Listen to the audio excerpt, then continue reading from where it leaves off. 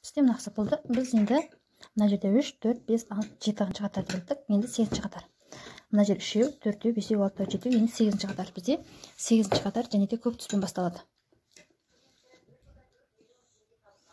Көк түспен басталады. Мына жақтан. Мына жақ көк түспен түйдік қой. Бер жақ шетін және де көк түспен бастаймыз. Көк түспен бастағанда мына жеріндегі мына ара қашықты қалып қалмау керек. Міне қарап тұрсаңыздар, мына екеуінің арасына міне үстіңгі жағымен бірдей қылдырып аламыз. Осы жерден былай түйеміз, міне. Және де бер жағына мына бір ең соңғы бекіту ілгегімен соңғы таяқшаның екі ортасынан аламыз. Осы жерден екі көк ілеміз, екі көкпен тоқимыз. Бір көк, мынау екінші көкпен тоқимыз.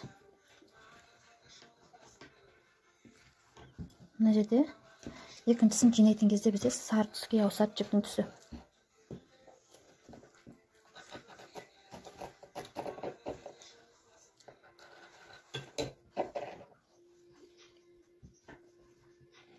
Екі сарының ортасынан сарымен алдым.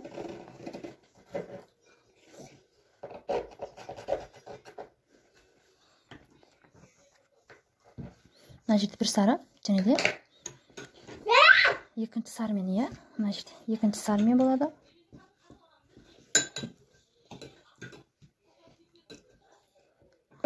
Және де бұл жерде үшінші сарымен де тоқимыз. Мына жерде үш сарымен тоқыдық, иә.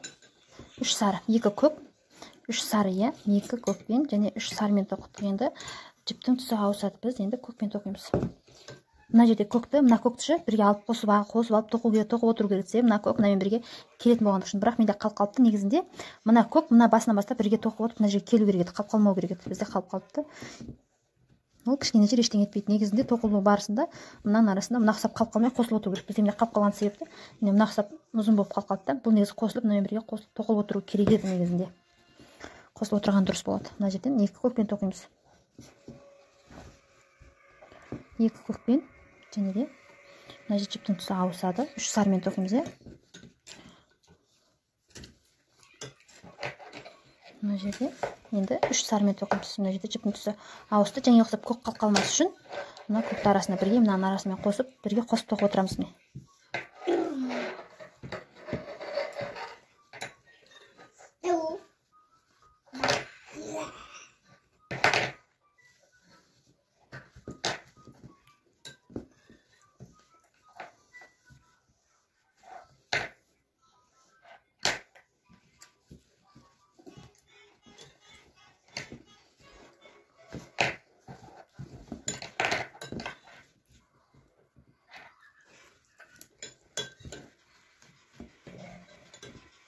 Үш сары, екі көк болу керек, иә. Мына жағында екі сары, мынау екі көк, үш сары. Біз үш сарын тоқып болдық. Енді мына жағында екі көк болу керек, иә. Мына жерінде.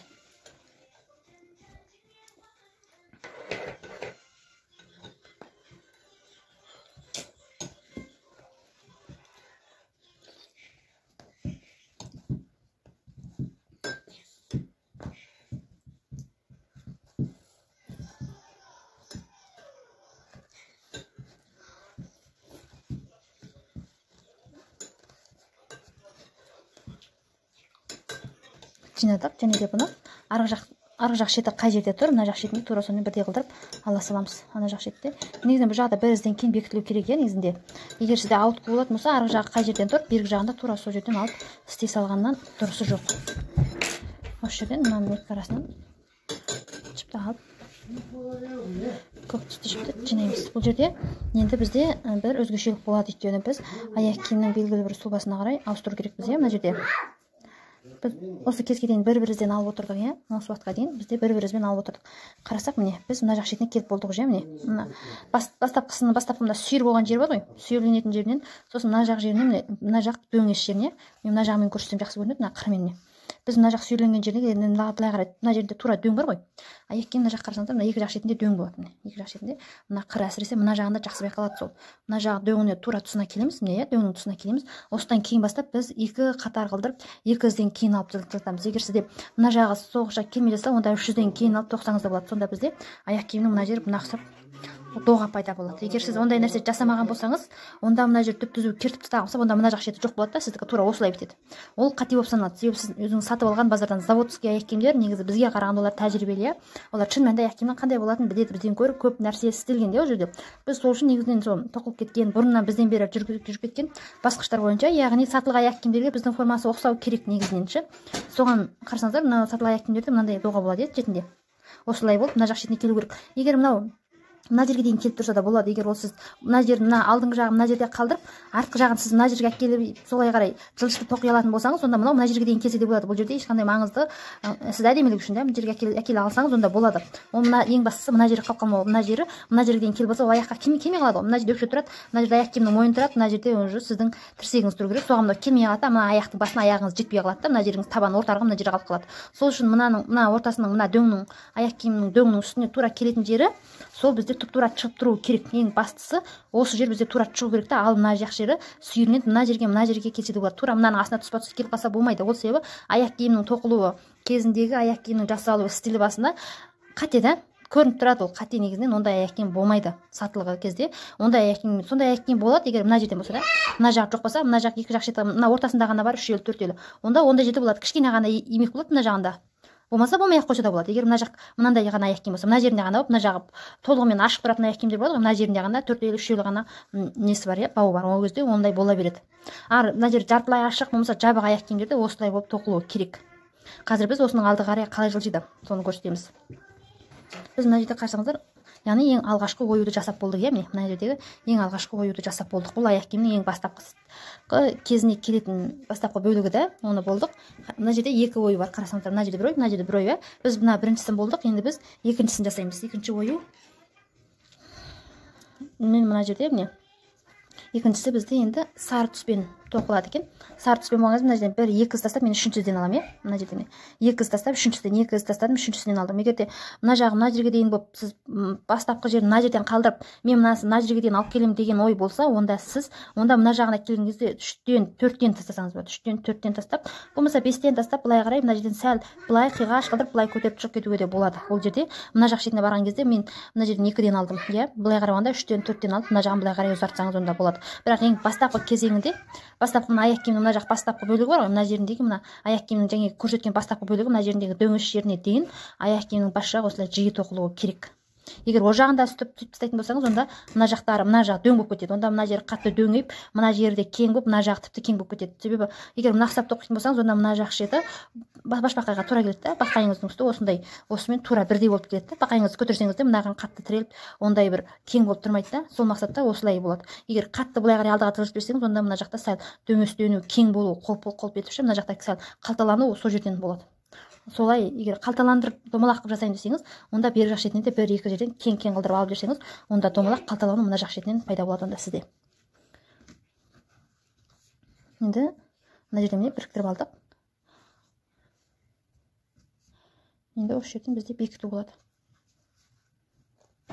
Бекіттім. Және де қалған жері тура солай, бірдей. Бұл жерде тек ана жерден жіпті аттатуымыз ғана ұқсамайды.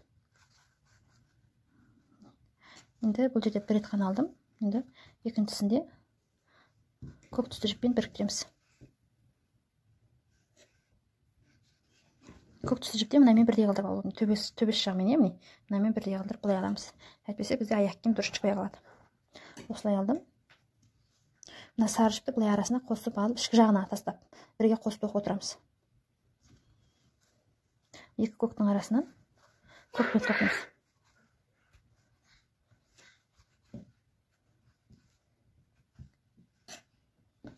Және де көкпен.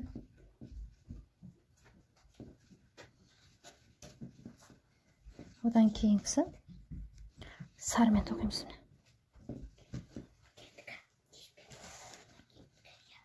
Мына екі сарының арасынан сарымен тоқимыз.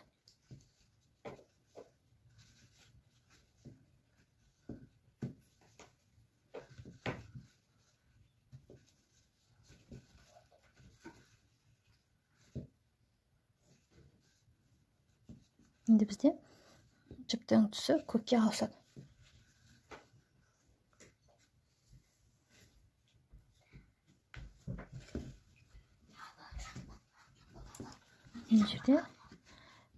Мына мына бір көк бір сарының арасына көк түседі.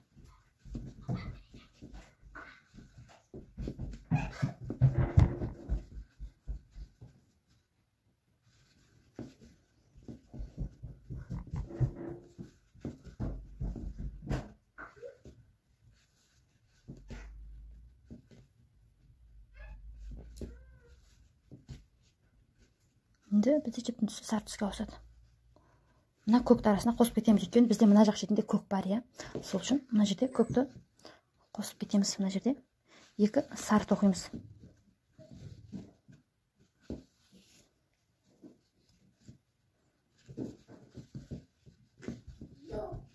Бір сары, бір жұп сары, енді екінші жұп сарыны тоқимыз.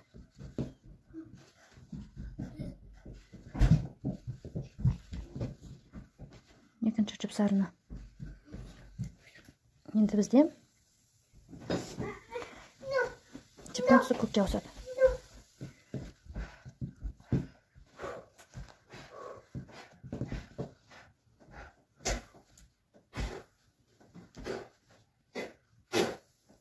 Бір көк. Енді екінші көк.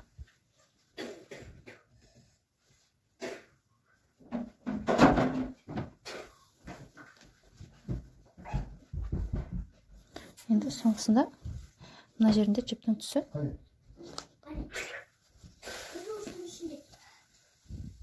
соңғысы сармен аяқталады, иә. Біз себебі мына жақ шетінде бастапқысын сармен бастағанбыз, иә.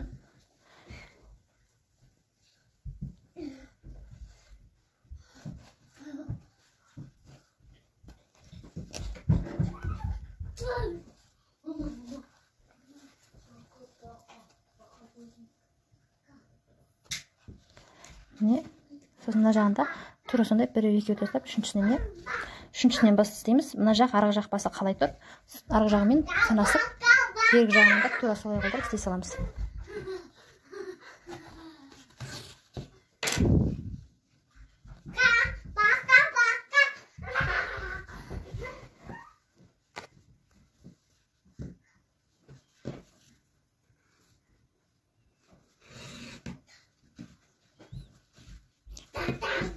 Біз енді кезекте 3-еу, 4-еу, 5-еу, 6-еу, 7-еу, 8-еу, 9-еу, 10-шы қатар, иә. 1, 2, 3, 4, 5, 6, 7, 8, 9. Енді біз 10-шы қатарды бастаймыз. Біз қазір 10-шы қатарға келдік. 10-шы қатарда мына жерден 2 із тастап, иә, 2 із тастап, үшіншісінен аламыз. 2 із тастап, үшіншісінен сары жіппен бастаймыз. Мына жерде. Не, мынаумен бірдей болып тұру керек, иә. Үш жерден бірінші бекіту керегімен бекітіп алып.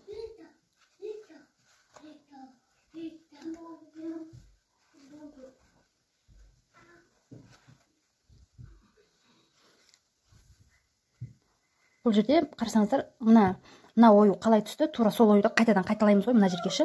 Мына оюдың барысын мына жерге қайтадан қайталап шығамыз. Мына жерде міне екеу істеймін.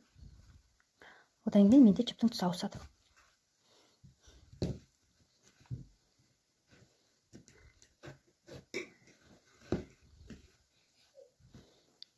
Міне, мына жіптің түсін ауыстырдым. Одан келесі екі көктің арасына.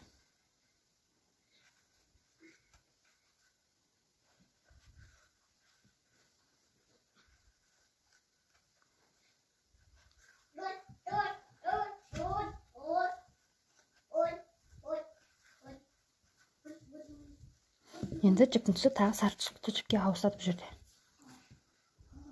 Қарап тұрсаңыздар, біз дәл қазір аяқ киімнің мына жерін тоқып жатырмыз, мына жіп түсін. Енді бұл жерде екі сарының ортасынан бір сары. Және де жіптің түсі ауысады бізде.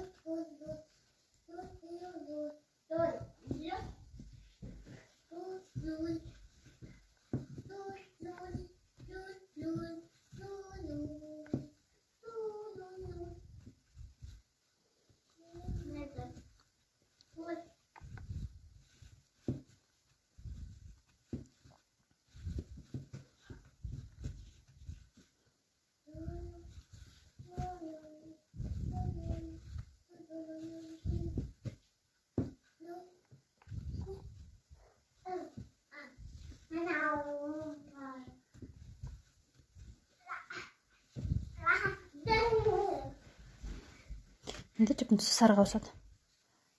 Бізде мына жерде сары, мына жерге дейін сетініп кеткен, сол үшін мынадан былай қарай мына жерден бүйтіп алған дұрыс сияқты.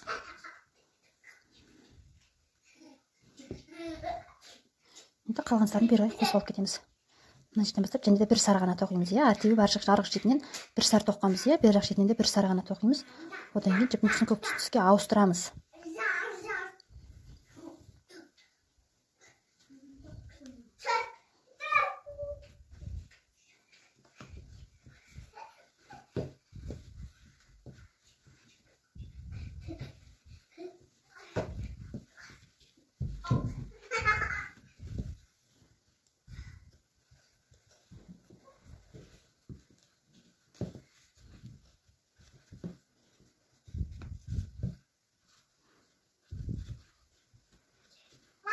Енді және де жіптің түсі бізде сары түсті жіпке ауысады.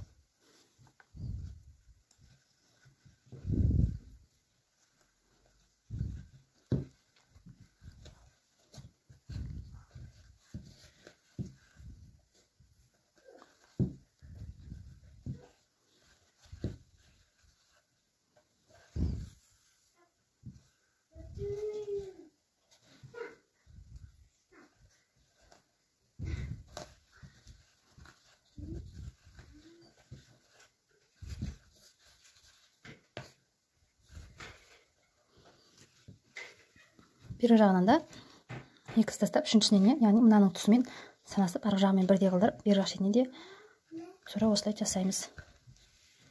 Бірден алып шықтым, иә, міне, былай келдім, бірден алып бекітемін. Негізінен бірден алып бекіткен тиімді болады. Қатты ондай үлкен түйіншек пайда болмайды да, егер былай жасаған сәл сіздерге ыңғайлы болмаса, ұқсап жасаса да болады. Бірақ маған осы ұқсап бірден түйе салған ыңғайлы болады. Мына жерде қарасаңыздар бір ерекшелікті, мына көк түскі ортасындағы көктің жүрекшелігін жасау жолын түсіндіріп кетейін.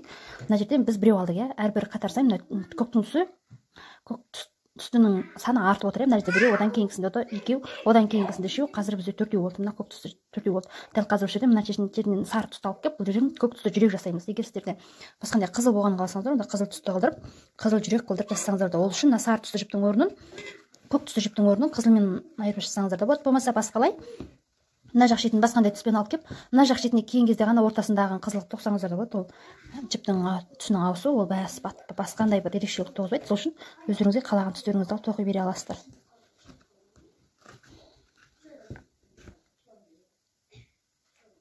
Ортасындағы қызылды ғана жүрекше қылдырып қана алсаңыздар да болады. Жүрекшені ғана қызыл қылдырып, сондай жіппен істесеңіздер де болады бұл жерде.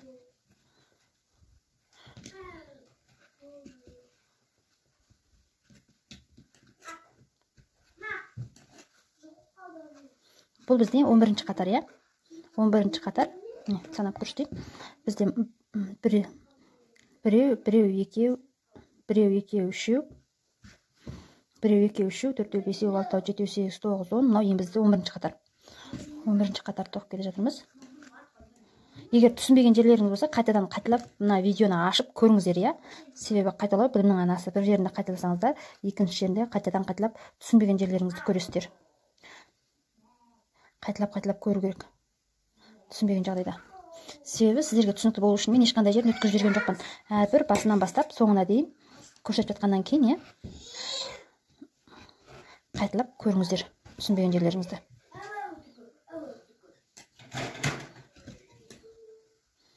Қай жерге келдім деп білмей қалған болсаңыз, қай минутта тоқтадыңыз? Минут секундына дейін есіңізде сақтап алсаңыз, мен осы минутында тоқтаған деп минутына дейін жылжытып шегеріп алып келесіз. Болмаса алдыға қарай жылжытып солай минутына дейін санап алсаңыздар, сонда қателеспейсіздер. Видеоны қайтадан қайталап көрген кезде минутын естеріңізде сақтап алыңыздар.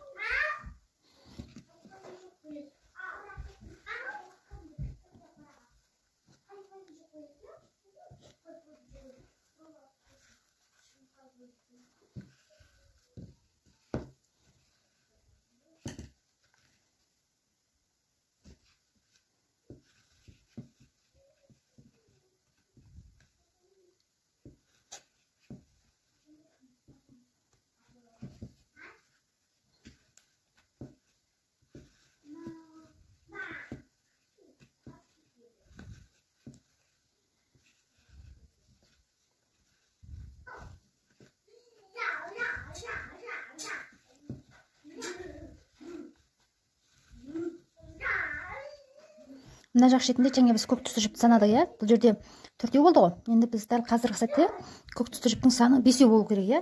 Біз 5-дің орнына екі көктен істеп, ортаңғысын сарымен істейміз. Сонда бізде жүректің формасы сол кезде пайда болады. Екі жақ шетін екі көк жібердім де, бұл жерде көкпен істегенде негізі барлығы 5 болу керек еді. Мен оның дәл ортасындағын сары түсті жіпке ауыстырдым. Сол кезде бұл жерде жүрекше пайда болады.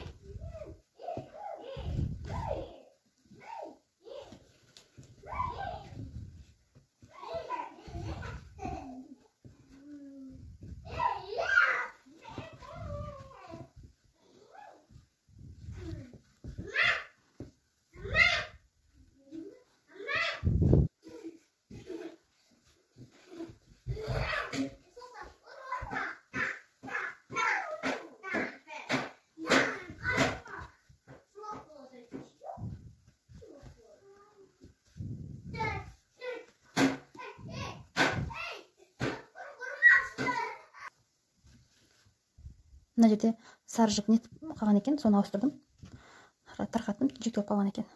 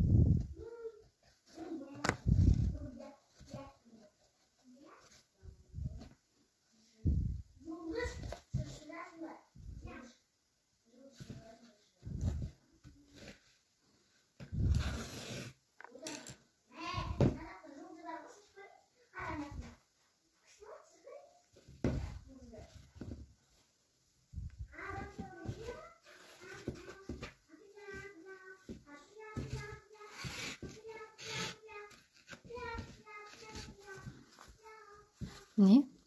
Енді кезекте біз дәл қазір енді бұны 1, 2, 3, 1, 2, 3, 4, 5, 6, 7, 8, 9, 10, 11, енді 12-ші қатарды бастаймыз. 12-ші қатарды бастаймыз. Мына жақтан мына жерге келіпті біз.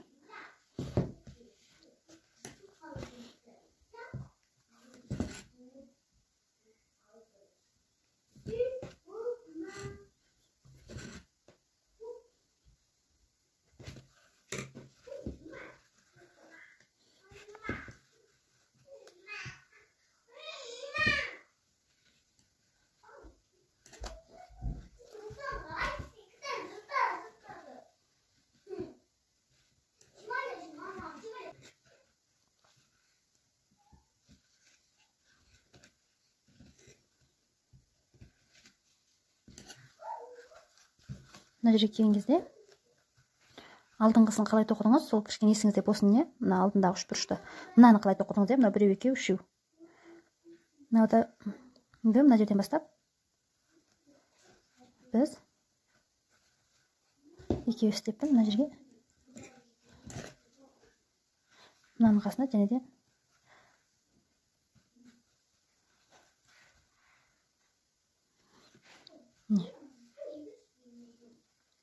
енді біз жіптің түсін көк түске ауысады.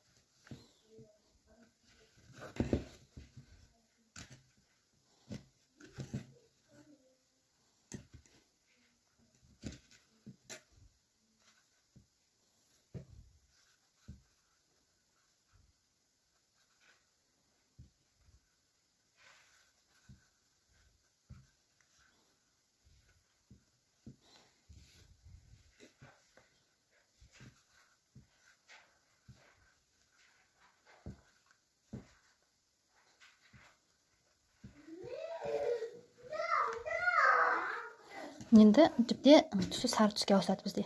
Сіз алдыңғы оюды қалай жасадыңыз, мына жақтағы оюды біз қалай жасадық, мынау тура солай, иә, тура сол әдіспен сол немен жасаймыз. Жіптердің түсін солай ауыстыру арқылы жасаймыз. Бұл жерде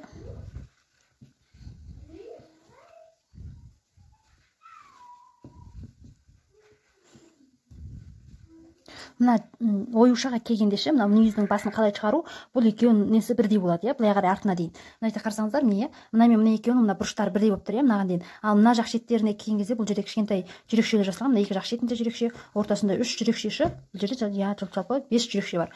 Сол жүрекшенің жасалуы мына жағында жоқ қой. Сол үшін мына жерде сәл, бірақ бұл да күрделі емес. Негізінде мына жерде естеріңізде сақталатын нәрсе, мына оюдың қалай жасалғаны, иә, тоқу барысында екеуі қайталанатын нәрсе.